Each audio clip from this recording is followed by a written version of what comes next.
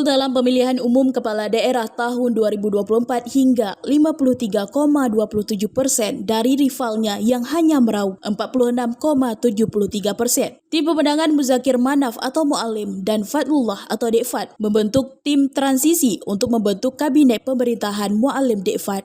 Nantinya tim transisi bertugas mengawal proses hingga pelantikan pada 7 Februari 2025 mendatang dan akan membentuk Badan Percepatan Pembangunan untuk mendampingi Mu'alim Dekfat.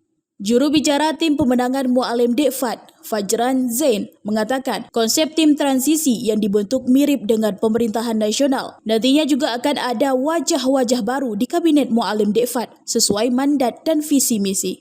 Fokus tim transisi adalah mengawal proses hingga pelantikan hingga 7 Februari nanti, termasuk kita akan menyusun kabinet. Kabinet Mu'alim. Jadi nanti insya Allah mudah-mudahan wajah baru di pemerintahan sesuai dengan mandat dan visi misi yang ada. Kita juga sinkronkan dengan susunan kabinet-kabinet yang ada.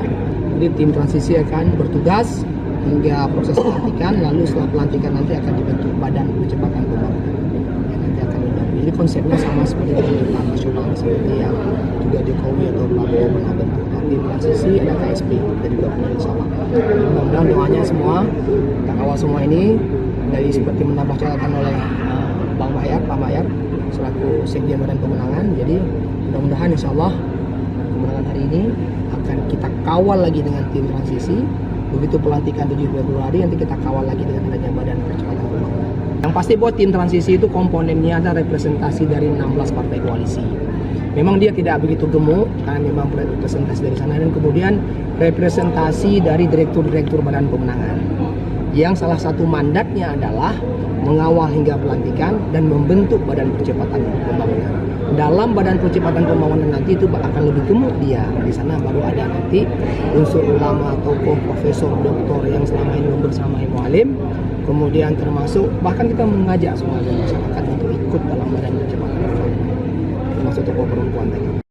Sementara itu, Sekretaris Badan Pemenangan Aceh Mu'alim Dekfat, Makhyaruddin Yusuf menyampaikan apresiasi kepada tim kawal suara yang bekerja keras mulai dari tingkat TPS hingga provinsi dalam mengawal perolehan suara Mu'alim Dekfat saat pungut hitung suara. Menyampaikan apresiasi yang sangat tinggi kepada tim kawal suara baik dari tingkat provinsi, kabupaten, kota sampai ke tingkat kecamatan bahkan di TPS atas hasil kerja keras mereka. Tentunya alhamdulillah hari ini kita mendapatkan hasil yang tadi sudah diumumkan oleh Komandan Kawal Suara Bang Juanda Jamal dengan selisih suara yang cukup besar yaitu 6%, 183.000 suara, 183.471 suara.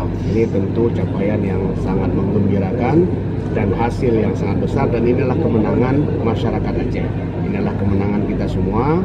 Untuk diketahui, pasangan calon gubernur dan wakil gubernur nomor urut 2, Muzakir Manaf dan Fadlullah, unggul dalam Pilgub Aceh 2024. Berdasarkan hasil rekapitulasi perhitungan suara tingkat Provinsi Aceh, pasangan ini meraih 1.492.846 suara atau sekitar 53,3% dari total 2.802.221 suara sah. Sementara pasangan Bustami Hamzah dan Fadil Rahmi memperoleh 1.309.375 suara atau 46,7%. Hasil ini diumumkan oleh Komisi Independen Pemilihan Aceh dalam rapat pleno terbuka rekapitulasi suara tingkat provinsi yang berlangsung pada 7 hingga 8 Desember 2024 di Gedung Paripurna Dewan Perwakilan Rakyat Aceh. Dari Banda Aceh, Lala Nurmala melaporkan untuk Puja TV.